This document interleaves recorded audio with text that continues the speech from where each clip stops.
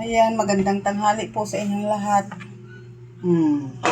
Magluluto po ng ulam si Amiga, magpapaksiw. Ayan, may natira pa siyang sili. Ayan. Papaksiw po si Amiga. Ito pong ulam namin ngayong tanghalian.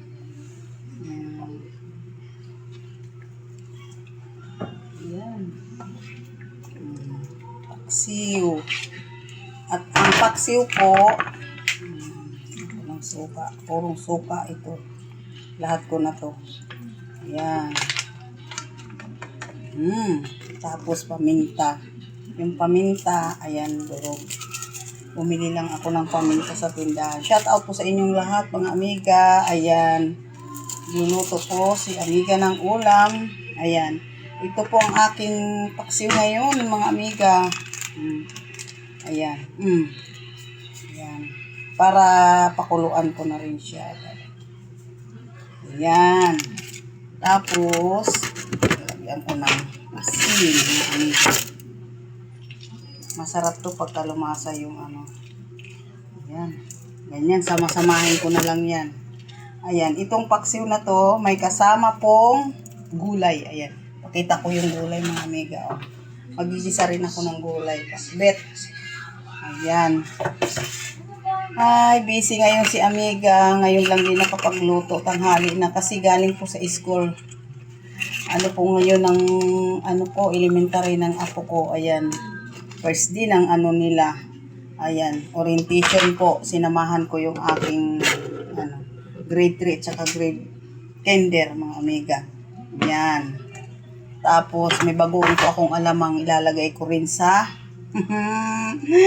dito po sa gulay. Ito po ay aking linuto na bagoong alamang. Ayan, linagay ko lang sa rep. Kaya ngayon po, isasahog ko rin yan sa iluluto kong gulay. Gulay, ginisang gulay, pakbet, sa kawi, itong paksiw. Ayan. Sasalang ko na siya. Ayan. Sinalang ko na sa talan para Ayan po nga galing nga sa school. Ayan, kararating ko lang kasi nga unang ng mga bata ngayon, first din ng ng orientation ng kinder at saka yung grade 3, mga Amiga, pang umaga sila.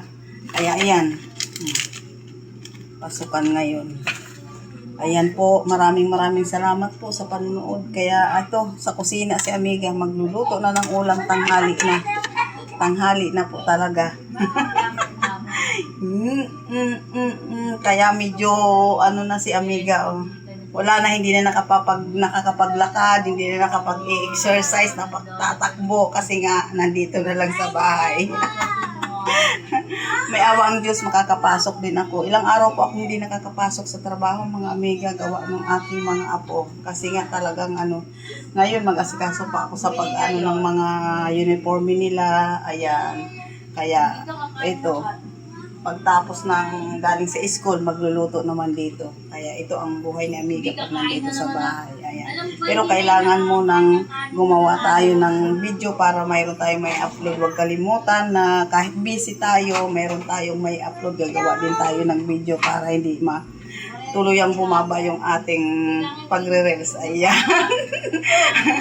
maraming salamat po sa inyong lahat. Ayan. Salamat po sa inyong lahat sa panonood nito. God bless.